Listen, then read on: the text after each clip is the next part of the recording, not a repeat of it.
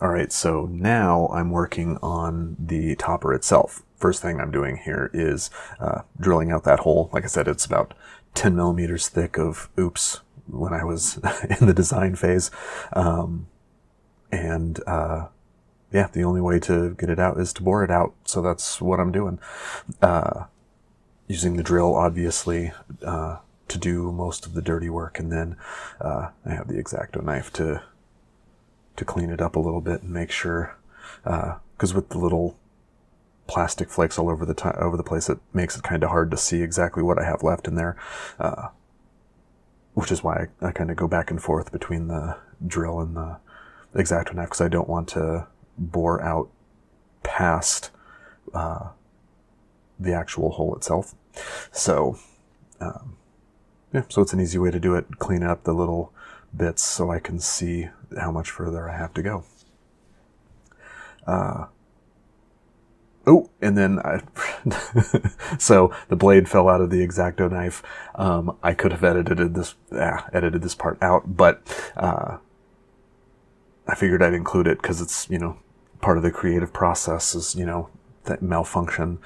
Fortunately that was a pretty minor one. But those things happen. You can't let them slow you down. You just put it back together and off you go again.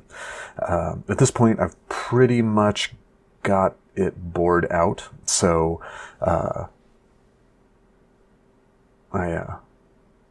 just doing the final check on it here. So I pull it out, and now we are actually ready to do the visual with the flowers to the bouquet in there. So tilt the camera. I have focus lock on, so I had to adjust it. Sorry for if the brightness was too much.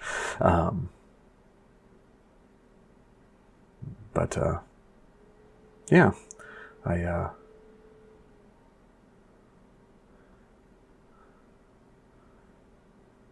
you're gonna have to bear with me here. This is my first moving shot, so I am by no means a cameraman, but that is the raw form of what it will look like. Obviously, it'll be cleaned up, and the Bondo and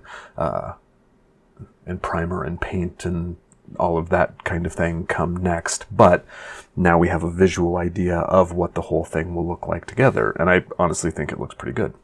So, sorry about the jump there. I bumped the camera, so I did edit out the bump. But yeah, so now that we have the visual reference, I'm going to take care of all of the stringiness on top. I did not speed this particular portion up, and the reason why I didn't is because, even at 50% faster, everything happens so fast that you can't really tell what's going on because of the black. In the future, anything that I build involving the 3D printer should not have quite this issue, because I'll use white filament for my prints instead of the black, which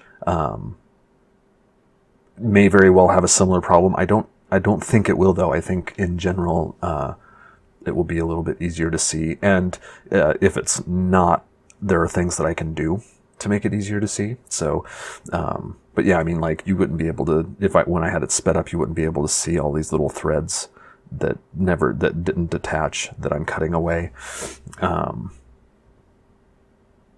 And even for all of the threads that I ended up cutting out of there, honestly, all said and told, the damage wasn't too bad. There was, basically the two areas you can see there, and then the one that's hidden because it's right along the lip that I was working on there just a couple of seconds ago. And then honestly, once the Bondo gets applied, there won't even be any issues at all. So, yeah, just going after all of the little nubbins. It looks like I'm putting a lot of pressure on there, but I'm really not. It doesn't take a whole lot. do that. So, so yeah, now we're just about ready for to go into the Bondo and then after Bondo sanding. So yeah, I think I give you a good, oh, maybe I don't. But yeah, so anyway, all the threads have been removed, so we can move on to Bondo. Okay, so we're moving on to the Bondo phase. I mentioned it before, but I'm going to mention it again now. I've never used Bondo before, so when I opened that lid, it was quite a surprise. It's a lot more liquidy than I thought it was going to be.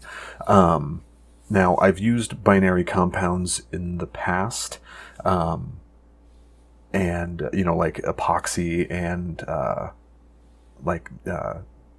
miniature putty and stuff like that. And so I'm not a stranger to the concept. I don't know. I just, in my mind, I had it that it was going to be a little bit thicker than that, than it was. But, so I read the ingredients. Turns out I was missing stuff that I needed. So, I'm back and I have all of that stuff now. The most important thing was the red disc I've got there is, it needs a non-porous surface to be mixed on. So I was going to mix it on the piece of paper that I had sitting there, but that of course is a porous, so it wasn't going to work.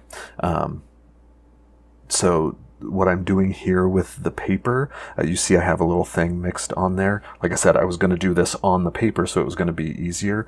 The ingredients or the instructions for Bondo say for a golf ball size amount of the gray putty, you need to squeeze a length of 1.25 inches off of the tube, and so that's what I had measured out there, was that 1.5 inches. So anyway, mix it thoroughly, and it's fortunately they have it 2 different colors, so you can see when you've got it pretty well mixed, and then you have 3 to 6 minutes of set time, or application time before it sets up. My internal clock apparently is not the best, so I kind of took my time with this first part of the application, and I'm sorry that not too much of me applying it actually ends up on the camera. I was just really getting into it, and like I said, I was working on a clock and trying to get it done right, and I wasn't thinking about making sure that it stayed in shot. So unfortunately it's not much there. The good news is you didn't really miss anything. I'm just using a putty knife to apply the Bondo into those little divots in the can, because I'm trying to get rid of them. So you can see right there, I let my I let my sense get the better of me, where I was trying to do a nice low profile application so I could go light on the sanding. It cost me in time, and so look at that, I only got 2 of the divots kind of filled in before it set up. So unfortunately, I wasted a fair amount of Bondo there, but like I said, I'd never used it before. So it's kind of a learning process for me in terms of getting it done. Because like epoxies that I've used, like green stuff for miniatures, has a set time, or it has an application time that is ridiculously long. You have so much time to play with it. And then liquid, like epoxy glues, they're self-mixing. So you just, you squeeze it through the thing and it has a little spiral, and then you just apply it, and it's already mixed. You're not wasting application time mixing it. So obviously here I'm setting myself up for a second smaller batch of Bondo so that I can finish that up, because I still have to apply some to the lid of the topper as well. So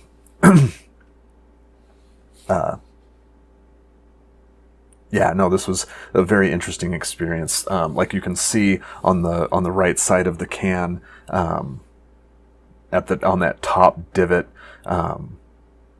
what I was trying to do and keep everything nice and low profile, and then you can see on the second divot, where as it was starting to set, I had to, it wouldn't apply very thin, so I put it on a little bit thicker there. And if I was smart, and if I'd have thought about it, or if I'd have known better, most importantly, I would have just applied it thickly to begin with. Because you can always sand it off, but you only have so much time to get it on to whatever you're bondoing. So I wasn't quite so exact with the second batch, because I didn't want to use as much as they described on the instructions. So I don't know how well it shows up right here, but you'll be able to see that there's a difference in the color between the first batch and the second batch. And then you can see here as I'm applying it to that third divot, I'm definitely being a little more generous with the Bondo, so I'm not wasting so much time trying to get it all nice and low profile. Because like I said, you can always sand it off. So I did that, and then fortunately, I'm not entirely sure what happened. I don't know if it's because maybe I used more of the orange stuff, but I actually got like a really good amount of time to apply on this batch. So like you can see there, I was able to get on there and get the Bondo for the topper done. And then it was still soft enough for me to do like a visual inspection and make sure that I got some in places that might have like I under applied or didn't apply it correctly. But then there we go. See it? Then it's set up, so it's all solidifying. Bondo's pretty nice though. It only takes about a half hour, 45 minutes. After it sets to be completely dry and ready to sand. So yeah, I mean, it took me no time at all to get to the sanding portion.